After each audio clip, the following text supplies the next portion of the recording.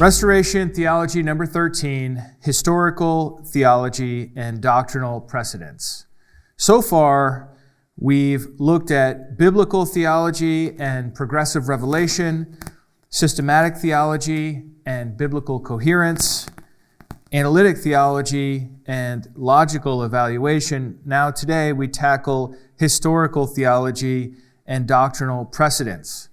Now, I don't see each of these branches of theology as competing fields. I see them as each helpful in their own particular lane of understanding. And my idea of restoration theology is that restoration theology can benefit from all of these different branches of theology. So, let's say you've done all this theological work, you've traced the idea through Scripture as it develops, you've identified the final form, you've looked at the difficult verses and worked on the logic and tried to find out if there's any problems logically, what we call fallacies, or any other invalid issues that would have a bearing. You've done all that work. Now it's time to take the idea and test it in the laboratory of history. If it's true, if your idea is true, if your doctrine is true, there should be someone else who has also seen that truth. We have an immense amount of Christian literature. In the 1st to the 4th centuries, there were about 100 books written that have survived till today. So that's the first 300 years, about 100 books. In the 4th to the 15th centuries, Christians wrote about 20,000 more books that have survived. I'm not talking about books that are lost. I'm talking about books that we still have. In the 16th to the 19th centuries, Christians wrote another 2 million books. And then in the last century and a quarter, since the 20th century, we have written another 10 million books and something around 200,000 more every year if you count all the self-published stuff. I mean, Christians have always loved to write books. It's just something about us. And people from other faiths, they write books too. You know, there's something about writing books that we want to do. And so now you say, okay, someone probably had the same idea. Do you see why I'm saying that? Like, we don't have like 100 books. We have millions upon millions of Christian books. So if no one has ever seen your idea, it's probably wrong. I'm not going to say it's 100% wrong. It's possible that everyone missed it. Billions of us over thousands of years, we all missed it. You found it. But we're all reading the same Bible, and you know, it is possible to have a new idea, but that's not really the goal. What is the goal? The goal, at least for this class, is to restore authentic Christianity. Restorationism is restoring the old ideas. So it's relentlessly past-focused. We want to believe what the apostles believed. We want to revert to their understanding of Christianity. Sure, we can make advances in areas of knowledge. That's true. I'm not against learning. I'm not against new ideas. What I'm against is saying that your new idea is what they believed if nobody else sees it that way too. That, I think, is something that should give you pause. We want to be consistent with the apostles rather than contrary to them. Now, some Christians hold to what I would call an apostasy theory. Apostasy is when somebody falls away from their faith. They apostatize. Right? So the apostasy theory goes like this. Christianity was this pure, beautiful, original idea or collection of ideas and practices. And then once the apostles died, Christianity suddenly fell away. And, you know, there was no continuity between the New Testament period and then early church history. And this is partly from Jude, but there are actually some other places in the Bible that talks about this. Jude 1, 3 through 4, or I guess I should say Jude 3 through 4. Beloved, while eagerly preparing to write to you about the salvation we share, I find it necessary to write and appeal to you to contend for the faith that was once and for all handed on to the saints.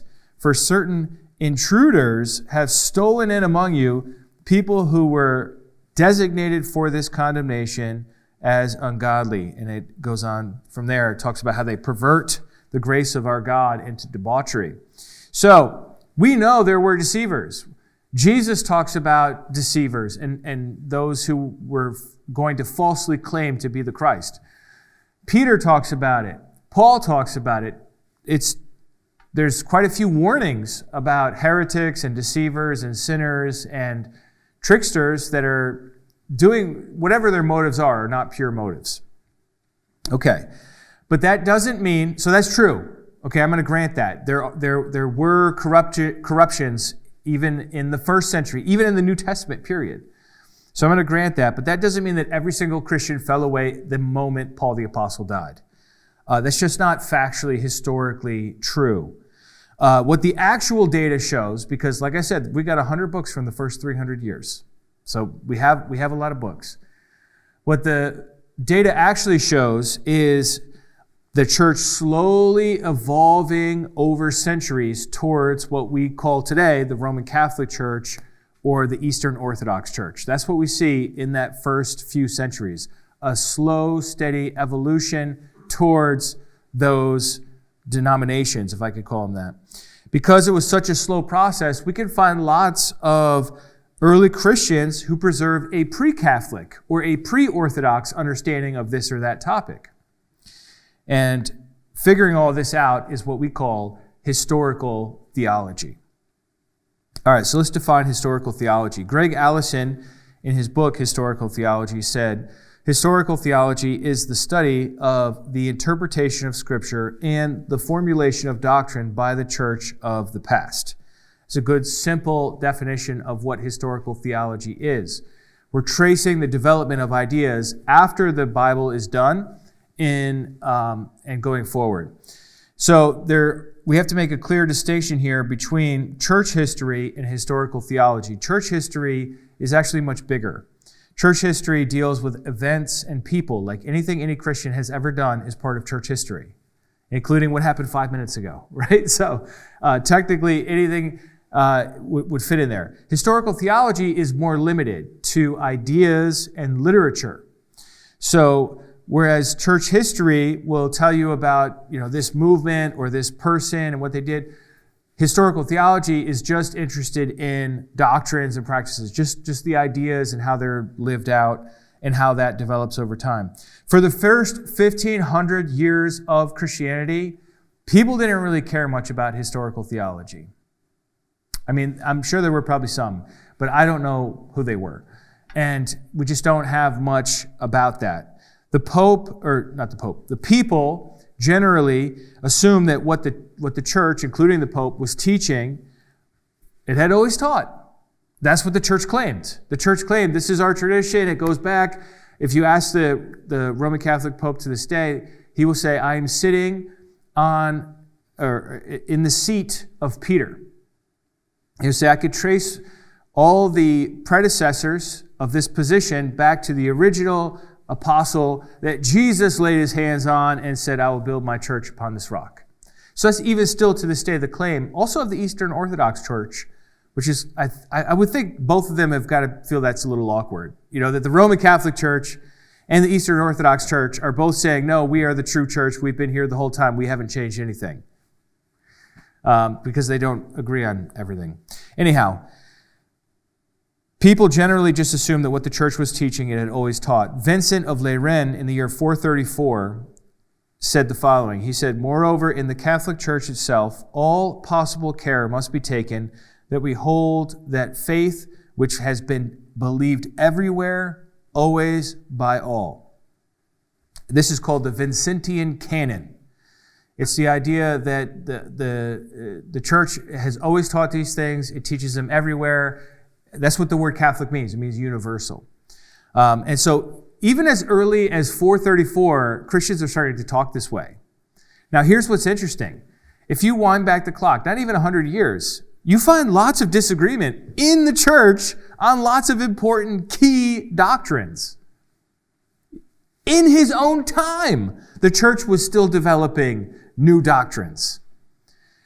This is written just after the Council of Ephesus in 431. There would yet be another council in the year 451 that would define the dual natures of Christ going forward. And why do you define these things? Because there's disagreement on them. Right? So it's not that the church has always taught all the same things all the time. It's just not true. But it wasn't until Lorenzo Valla, I talked to you about him before, Lorenzo Valla, he debunked the donation of Constantine, this document that the church had been using to, bolster its authority all over Europe. Once he proved that that was a forgery, a lot of Christians were like, oh my goodness, what else? Have we been wrong about the history of theology? And they started looking at the church's historical documents. The Protestant movement wasn't just about the Bible. Yes, that was what has primacy for Protestants, sola scriptura, right? Scripture alone. But that's not all the Protestants did. The Protestants were also really big into church fathers and the earliest Christians who wrote books, right? That's what church fathers are. When Protestants began accusing the Roman Catholic Church of getting off track, suddenly historical theology became really important. Jason Dusung, in his book, Historical Theology for the Church, writes, with the Reformation, the need for a reevaluation of the tradition of the church emerged as Protestants sought to understand where the Roman Catholic Church erred in history. The Reformation's core was a call to sola scriptura as a critique and corrective against Rome's elevation of the authority of tradition to that of equal and superior to biblical authority. Historical theology serves the church well when it strives to provide correction of contemporary misapplications of the past for present and future churches. So we want to use historical theology to ask important questions. We want to ask, has anyone believed this doctrine before? We want to ask, if so, who? Who believed it? Who articulated it? And how did they think about it? We want to ask, if the doctrine is not widely held today, but it was in the past, what in the world happened? And we want to ask, if you don't find a doctrine articulated in the past, we want to ask, well, why not? Is there a reason why not, or are you just wrong? Maybe there is a reason. Maybe you're just wrong. You don't know until you do the research and investigate it. These are not questions of idle curiosity, but of serious importance. Do you want to know the truth, or do you just want to believe what you've always believed? Okay, maybe those are not the only two options, but let's just imagine for a moment that they are.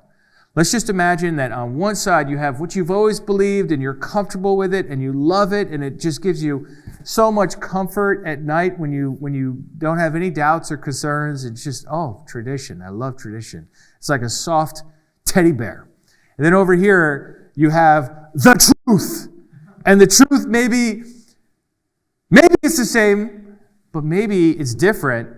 And the truth kind of threatens you a little bit. It's sort of like, well, I don't care if you believe in me or not because this is the way it is. And some of your traditions might be wrong, right? So I know tradition is comfortable. It's comfortable for me too. I'm a pastor. I like the things that I already believe. I don't want to change the things that I already believe.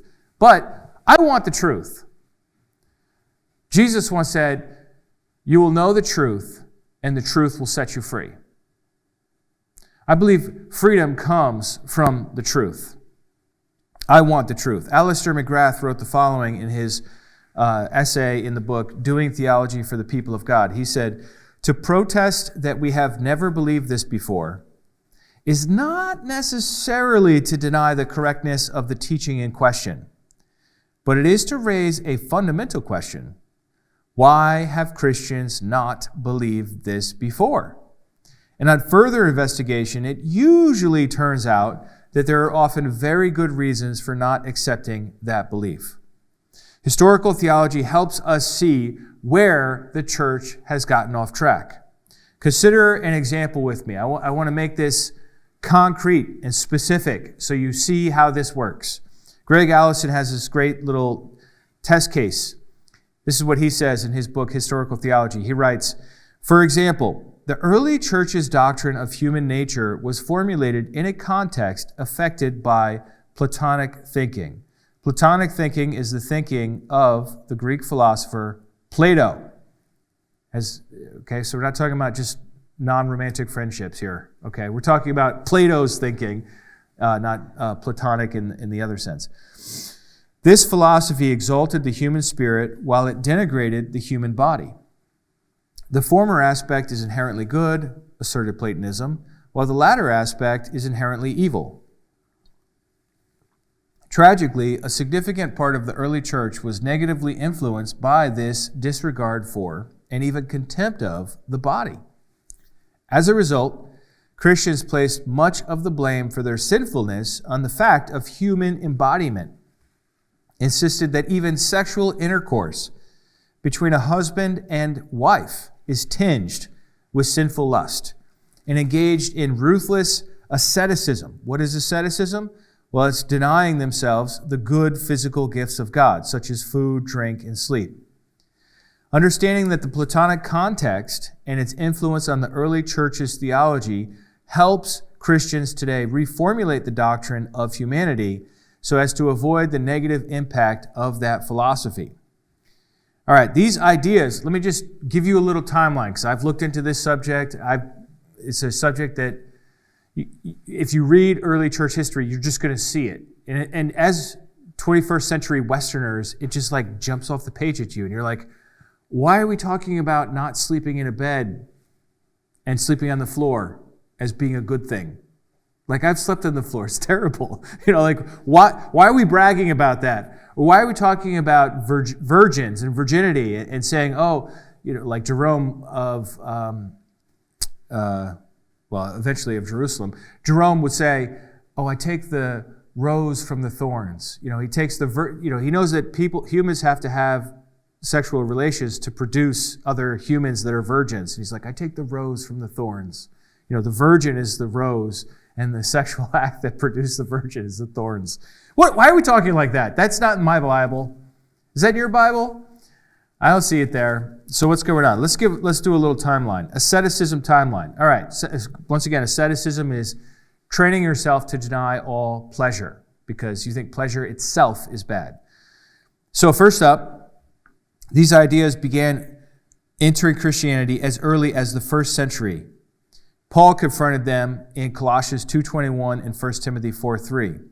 We have several documents from the second century, actually forgeries, that show some Christians were swearing off sex, even within marriage, and promoting celibacy and virginity. And I list here the Acts of John, the Acts of Paul and Thecla, the Proto-Evangelium of James, and so on. In the third century, asceticism was strengthened by Tertullian's exhortation to chastity and Cyprian's on the dress of virgins. And Origen of Alexandria wrote a book called Against Celsus, and book 4 of that talks about this as well. And then in the 4th century, we start getting councils. We start getting official church statements. We have the councils of Elvira in 305 and Carthage in 397. And both of them told priests that they should not have sexual relations, even if they're married. And then the Council of Nicaea in 325 prohibited marriage after ordination. So if you get ordained as a priest, you can never get married after the year 325. This was a development. It was a doctrinal development, all born from this concept that sex itself is bad, even within marriage. It's not a gift from God. It's a work of the flesh. Where is that coming from? It's not in the Old Testament. It's not in the New Testament. Where's it from? The philosopher Plato and the Platonic thinking that at this time would have been called Middle Platonism, and the Stoics, and the Stoic thinking that was very popular among the elite educated people like Origen and Tertullian. And then officially, it wasn't until 1123 that the First Lateran Council said all clerical marriages are now declared invalid, and penalties were adopted. And then in the year 1139, at the Second Lateran Council, celibacy became the binding universal law for all clergy. Now, when I put all this out in front of you all at once, the development is obvious. You can see it. It's plain as day. First of all, you have Paul, who says, hey, don't reject pleasure. That's literally in the Bible. He says, don't forbid marriage. Don't think that denying yourself food and drink is going to make you godly, okay? Like, maybe it's good. Obviously, to some degree, we all have to do it. But to do it to an extreme is what we call asceticism, and Paul rejected that. The Apostle Paul also talked about marriage in 1 Corinthians 7, as well as singleness. And you know what he says about marriage? He said, it's good. He says about singleness, it's good. Both are good, okay? And he says, well, if you could be single, I think you have certain advantages. But he never says that, if you're going to be clergy, if you're going to be ordained, if you're going to minister, then you can't be married. In fact, he says the opposite. In the pastoral epistles in 1 Timothy, 2 Timothy, and Titus, he says that if you want to be an elder, if you want to be an overseer, you have to be the husband of one wife. So here we have the Bible taking a pretty strong pro-marriage and pro-singleness position, not making a big deal about one or the other. And then slowly over time, this idea that sex is bad enters the church and takes over. So as restorationists, what do we want to do? We want to wind back the clock. Like Barton Stone said, we want to get back to the Bible. Tracing a doctrine's trajectory over time helps us wind back the clock. I'm reminded of physics class. In Newtonian physics, which is like level 1 physics that you take in college or in high school, you learn about vectors. And a vector is created really by 2 points in space, whether in 2 dimensions or 3 dimensions, and a line connecting those 2 points, as well as an arrow. And the arrow shows which direction you're going in. And that's what a vector is. And so if we see a vector in church history of a doctrine going in a certain direction, what we want to do is go backwards, back to the time of the New Testament, reverse that, and get to the original. That's the whole concept of restorationism. So how do we do historical theology? Well, I'm going to present you a method. But first, I want to talk about sources. This is very important to me. Primary sources are king. I should say probably are kings, plural. Let's put an S on there. There we go. Now we're good. Primary sources are where it's at. There's so much bias in standard church history textbooks. If you get a church history textbook, guess what the author's trying to do? He or she is trying to find their own tribe. And you know what? I'm not even upset about that. That's just what they do. That's what everybody does. When you write a history, you're like, okay, I know that my group is right. So let me write the history so that it ends with my group today. And you're trying to find yourself when you do history, especially church history.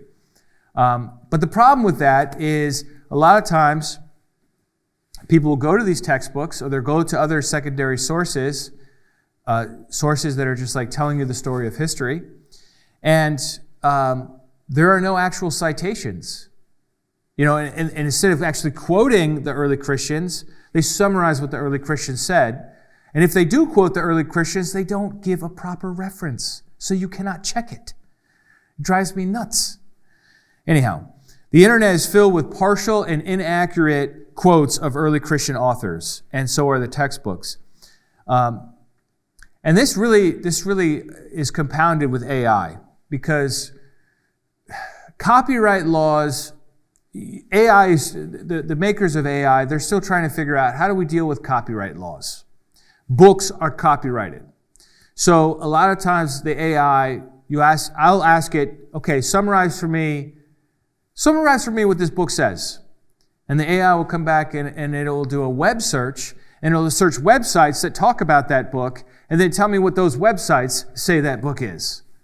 I don't really want that. I want the AI to read the book and then summarize for me what the book says. But there's copyright issues, right? So it's not available to do, and maybe they'll work that out. I hope they do work that out, because it would be really useful. So if you do ask AI for quotes from early church fathers, they may be accurate, they may not be accurate. It depends on what some rando put on his website. And so what you really need to do is go back to the original source of what the person actually said, look it up, find the reference, and then read it. That's what you need to do.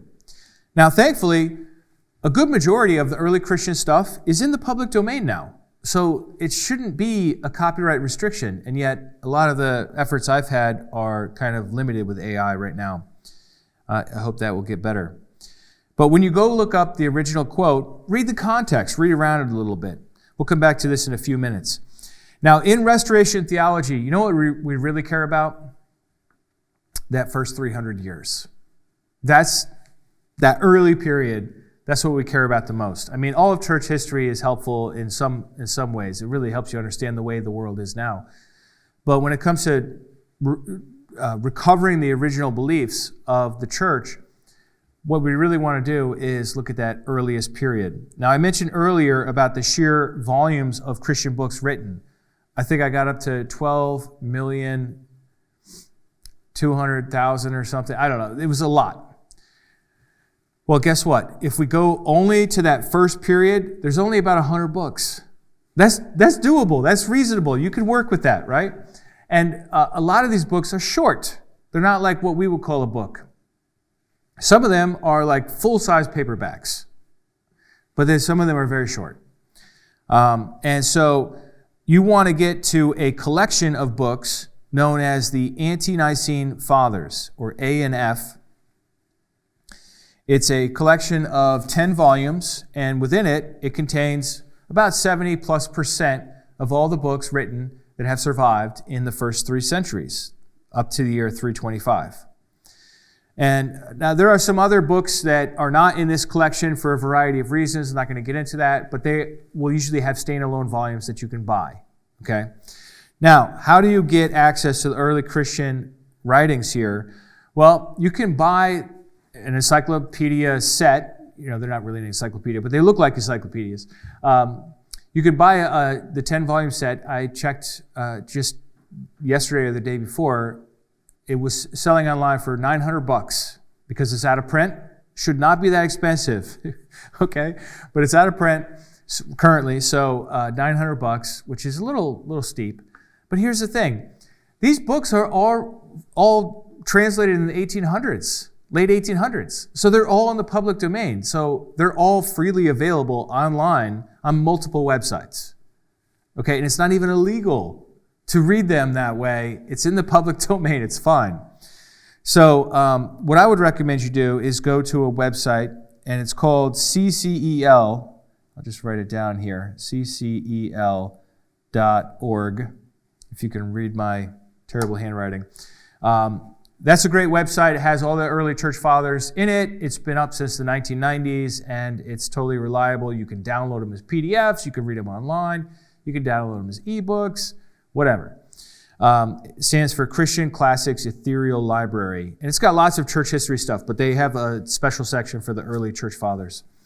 All right, so let me talk to you a little bit about heresy before we get to the method. Heresy is an invention of Justin Martyr. Justin Martyr was a Christian who lived in the middle of the 2nd century, so about 120 years after Christ. And he was doing battle with some quasi-Christians called Gnostics and some other folks, and he was trying to, the Marcionites, and he's trying to distinguish his group of Christians from these group of Christians and that group of Christians. And so what he says is, well, if you don't believe in the resurrection, this is chapter 80 of his book, Dialogue with Trypho. He says, if you don't believe in the resurrection, you're not a real Christian. And he thought that would exclude all the Gnostic-leaning Christians from discussion. A little after that, he wrote a book called The Syntagma. Okay, a Syntagma Against All Heresies. This book listed out all the different beliefs that he thought were wrong in Christianity and explained why he thought they were wrong. This book got taken over by Irenaeus of Lyon, in his Against Heresies. And since basically it was the same book but expanded, nobody copied Justin's book after that. So we have Irenaeus' book called Against Heresies. We have another book by an author named Tertullian called Prescriptions Against Heretics from about the year 200. And then we have another pretty helpful book from the year 230 from Pseudo-Hippolytus, Refutation of All Heresies. And then in 375, we have a book called Panarion by Epiphanius of Salamis. And so these are heresy books. Now, let me explain what that means because it's just totally foreign to our world today. What is a heresy? A heresy is any doctrine you think is wrong, pretty much. There's no firm definition that these books use. And each of these books will enumerate a number of groups that the author thinks are wrong. And then, typically, the author will explain why they're wrong and defeat them in going through the book. And these books contain a treasure trove of fascinating information about all the groups of Christians that later Christianity rejected. So they're really helpful for doing history. These books contain a treasure trove, and they're quite valuable for non-mainstream beliefs, but you must read them critically. These authors, what I call heresy hunters, their goal is to expose other people as being wrong. They have their own agenda, and they often will garble or misrepresent their opponents. Okay, and that's par for the course in their culture at that time. One of their most common moves is to connect heresies in their day to previous well-known heretics from a previous generation or century. And so they'll come up with these elaborate genealogies that are like, well, this guy in the 3rd century is really descended from Simon Magus, who defied Philip in Samaria in the 1st century. And there's no evidence of that at all. They're just making it up. So you have to read them critically, is my point. These books are not always, but sometimes hostile witnesses and need to be read in a critical manner, recognizing their bias. All right, finally, let's get to a historical theology method. I've got 5 points here. Number 1, find references for the doctrine you are investigating. Number 2, read them in their context. Number 3, search the larger chapter or book for defeaters. Number 4, investigate authorship and dating. Number 5, summarize your findings into a simple narrative. All right, so let me just go through these and say a couple of extra things. How in the world are you going to find the references for the doctrine you're investigating? Well, there are lots of ways to do it. One of them is to find quality secondary sources that will give you actual references to the early church fathers. And probably the best of those is this book by David Berceau called A Dictionary of Early Christian Beliefs. This is a 1-volume encyclopedia. It's the definitive topical guide to quotes by Christian authors of the first 3 centuries of the church. Super helpful. Or just ask AI, okay? But when you ask AI, be careful in how you say it, and then check. Make sure that it's actually giving you a correct answer. Actually go to the CCEL website and look up the quote that the AI gives you so that you're actually sure that it's legitimate. All right, number 2 was read them in their context. Yeah, you can't just read a sentence, all right? Read around it a little bit. It's easy for you to read into an ancient document what your idea is because you're so hoping to find somebody that agrees with you in the past, right? We all have that bias, and that's fine, but you just need to be aware of it. Read critically. Number 3, search the larger chapter or book for defeaters. People will find a quote in a early church father, and they'll say, see, they believe just like me. And they just do it so fast. If they just read the rest of the chapter or the rest of the book, they see that they're actually defeaters for their belief in the surrounding area. A funny kind of example, or tragic, depends on what your beliefs are, is Tertullian. People will quote Tertullian. He wrote in like the 190s and early 200s, mostly. He wrote a little bit in the later decades as well, but that's a story for another day. But Tertullian was a fairly early guy, and he famously used the word Trinity. He's the first one to use the Latin term Trinitas. And so Trinitarian defenders will go to Tertullian's book and they'll say, look, there's the Trinity. We have it. There he is. It's the year 200. We've already got the Trinity.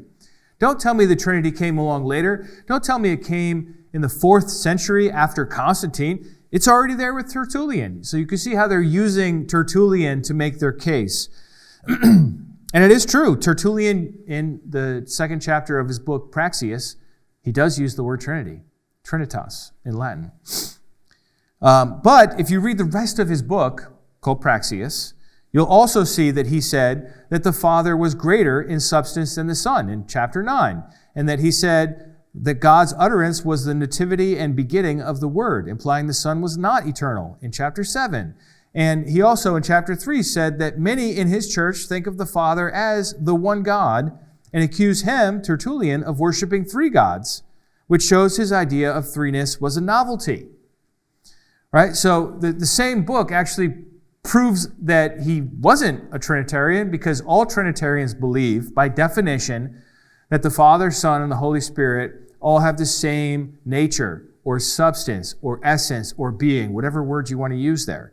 Tertullian did not believe that. He believed the Father had a greater nature or substance or being than the Son. And he also believed that the Son had a beginning. And part of the Trinity is the idea that the Father is eternal, the Son is eternal, the Holy Spirit is eternal. Tertullian didn't believe the Son was eternal. So, and Tertullian is not a good example of what the whole church believed if he says in that same book that everybody thinks I'm crazy for this. If I say to you, hey, this is my belief, but my church all thinks I'm crazy for it, guess what? It's just an idiosyncratic personal belief. It's not representative of the community. All right, another point is to investigate authorship and dating. That's number 4 in our method. This is another one of these things where you can just ask AI. It is pretty good on this. There's actually a lot of mislabeled books in early Christian literature. So the book called Epistle of Barnabas was not written by Barnabas. Clement did not write 2nd Clement. Ignatius's letters were repeatedly added to and edited, especially in the 4th century when the Eternal Son controversy broke out. Rufinus translated and revised Origen's books 175 later to sound more orthodox. So if you get a copy that goes back to Origen, and it's like from the Greek, Origen wrote in Greek, it'll say one thing, but then the Rufinus translation in Latin will actually sound very orthodox. And you're like, wait, was Origen actually a heretic or was he orthodox? Well, in his time, he was fine. But 100 years later, 200 years later, they said, no, you're not fine. You're a filthy heretic, and we don't want anything to do with you. So Rufinus changed Origen to make it sound like he wasn't a filthy heretic. I don't know why I said filthy heretic. All right, then you have Jerome editing Victorinus's commentary on Revelation extensively 133 years later. So there's some funny business here and there. So you have to check authorship. Just because it says Epistle of Barnabas doesn't mean that the Barnabas that Paul knew wrote it. Okay? That's not the case. And then last of all, summarize your findings into a simple narrative of the history of the doctrine you're investigating. So you might say something like, well, originally the church believed X, but then after this person came along in writing this book, it caused a little bit of a controversy. Anytime there's a change of ideas, there's usually a controversy. And then there was, maybe a century later, a council. And then after that council, the church slowly moved towards a majority of this new position, and then eventually passed a law saying that old position is now not allowed in the church. Right? So that's the kind of story you want to tell. You want to summarize your findings. And maybe the story you tell is not going to be that. It'll be different. But this little story that you come up with is actually really important. If the story you tell is that you can't find anyone who believed like you in the earliest period, all right, well, I'm gonna want a really good explanation, okay? If you can't find anybody, Why should I believe you? There could be some cases, but I want to hear the explanation. All right, so in conclusion, historical theology is an important step in restoration theology. We're not looking to come up with new ideas, we're looking to restore old ones. Finding early Christian authors who said the same thing you are saying gives your belief legitimacy. If an idea is not found in the first centuries of Christianity, then you really do need to offer an explanation. And if most Christians today do not hold the doctrine, it's also helpful to give an explanation of how we lost this idea. How did we lose this truth? Okay, next time we're going to delve into comparative theology and see how looking at modern thinkers who disagree with us can help us think through our beliefs better as we continue in our class on restoration theology.